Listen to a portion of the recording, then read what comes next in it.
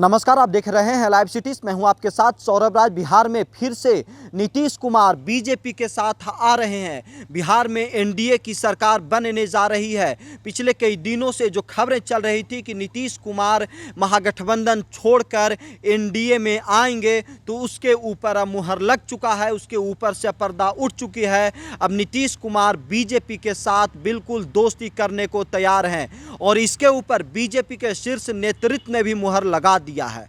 आपको बता दें कि बीजेपी के जो सबसे महत्वपूर्ण सहयोगी दलों में से एक चिराग पासवान ने भी हामी भर दी है। चिराग पासवान ने भी बीजेपी के शीर्ष नेतृत्व को कह दिया है कि उन्हें भी नीतीश कुमार से किसी भी तरीके का कोई परेशानी नहीं है। अगर बीजेपी स्वागत कर रही है तो चिराग पासवान भी स्वागत करेंगे। आपको बता दें कि आज दिल्ली में चिराग पासवान की अमित शाह से मुलाकात होनी थी, लेकिन मुलाकात नहीं हुई। मुलाकात आगे होगी, लेकिन चिराग पासवान ने बीजेपी के नेताओं को साफ साफ संदेश दे दिया है कि जिसके साथ बीजेपी बिहार में रहेगी उसके साथ चिराग पासवान भी रहेंगे।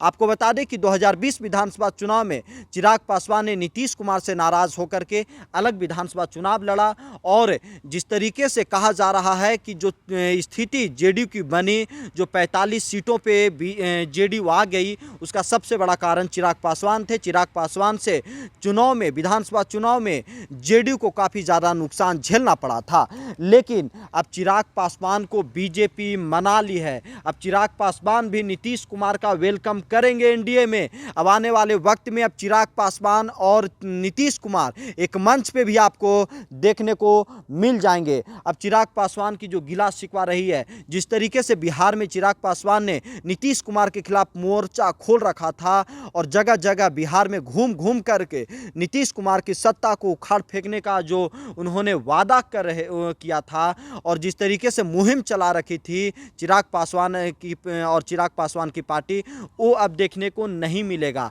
अब चिराग पासवान नीतीश कुमार के भी सहयोगी दल बन जाएंगे और चिराग पासवान नीतीश कुमार का स्वागत करने को तैयार हैं। लेकिन चिराग पासवान बीजेपी के शीर्ष नेतृत्व से कुछ विषयों के ऊपर, कुछ मुद्दों के ऊपर वो साफ साफ बात कर लेना चाहते हैं। इसीलिए वो अमित शाह से मिलना चाहते हैं। अमित शाह से के साथ बैठ करके वो आगामी लोकसभा चुनाव 2024 में जो चुनाव होने हैं लोकसभा के, उसके ऊपर उनकी जो कुछ मांगे हैं, जो पिछले लोकसभा चुनाव में 2019 में बीजेपी और जेडीयू और लोजपा जो जब एक साथ चुनाव लड़ी थी, जो उस वक्त का समीकरण था, उसके ऊपर भी चिराग पासवान अमित शाह से बात कर लेना चाहते हैं। क्योंकि कहा जा रहा है कि अमित शाह बिल्कुल बिहार में जो एनडीए की जो नई रूपरेखा है उसके ऊपर अमित शाह का ही सब कुछ किया धरा है। अमित शाह सब कुछ कर रहे हैं। इसीलिए चिराग पासवान भी अमित शाह के भरोसे बैठे हुए हैं कि उन्हें आगामी विधानसभा और 2025 में जो विधानसभा चुनाव होने हैं उसके ऊपर भी वो 2024 में ही सहमति ले लेना चाहते हैं, फाइनल कर लेना चाहते हैं कि बिहार में आगामी जो लोकसभा चुनाव है और विधानसभा चुनाव है,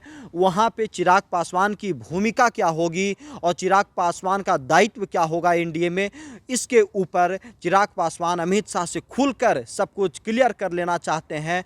और अमित शाह ने भी, अब आपको बता दें कि उन्होंने एक तरीके से चिराग पासवान की जो शर्तें हैं वो मानने को तैयार हैं, क्योंकि चिराग पासवान को लेकर के कहा जाता है कि वो प्रधानमंत्री नरेंद्र मोदी और अमित शाह के काफ़ी विश्वासी हैं और चिराग पासवान भी हमेशा नरेंद्र मोदी और अमित शाह की जो काम है या जो उनकी जो बातें हैं, जो उनका जो हमेशा जो कहा जाता है कि एक बॉन्ड है दोनों के बीच में, वो देखने को भी मिलता है। और हमेशा चिराग पासवान नरेंद्र मोदी के साथ भी नज़र आते हैं, खड़े होकर के उनके फैसलों के साथ चिराग पासवान हमेशा खड़े दिखते हैं।